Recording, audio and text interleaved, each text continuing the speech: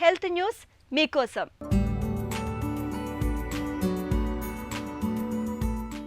రెండేళ్లలోపు పిల్లలకు ఫోన్ అనేది ఎంత మాత్రం మంచిది కాదని ఒక తాజా అధ్యయనం హెచ్చరిస్తోంది. పిల్లలకు అన్నం తినిపించడం తేలికవుతుందనో లేదంటే అల్లరి చేయకుండా బుద్ధిగా ఉంటారనో ఇవాళ చాలా మంది తల్లిదండ్రులు పిల్లలకు చిన్న వయసులోనే ఫోన్లకు అలవాటు పడేలా చేస్తున్నారు. ఫోటోలు, రీల్స్, వీడియోలు చూపించడం, పాటలు వినిపించడం చేస్తున్నారు. దీంతో సహజంగానే పిల్లలు ఫోన్లకు బాగా అలవాటు పడుతున్నారు.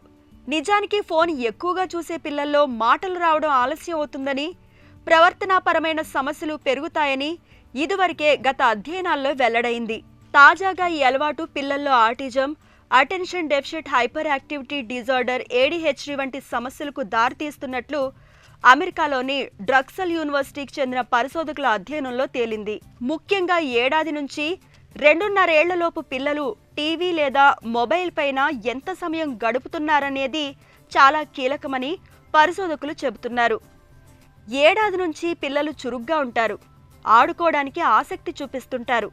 అలాంటి సమయంలో పిల్లలకు మామూలు ఆటలకు బదులుగా మొబైల్, టీవీలను అలవాటు చేస్తే వాళ్లలో సెన్సరీ బిహేవియర్ అనేది బాగా అభివృద్ధి చెందుతున్నట్లు శాస్త్రవేత్తలు గుర్తించారు. ఇలాంటప్పుడు చిన్న శబ్దం కూడా పెద్దగా వినబడడం, సాధారణ కాంతి కూడా వాళ్లకు తీవ్రంగా అనిపించడం, ఏం చెప్పినా బుర్రకు ఎక్కించుకోకపోవడం వంటివన్నీ ఈ సెన్సరీ బిహేవియర్ లక్షణాలే.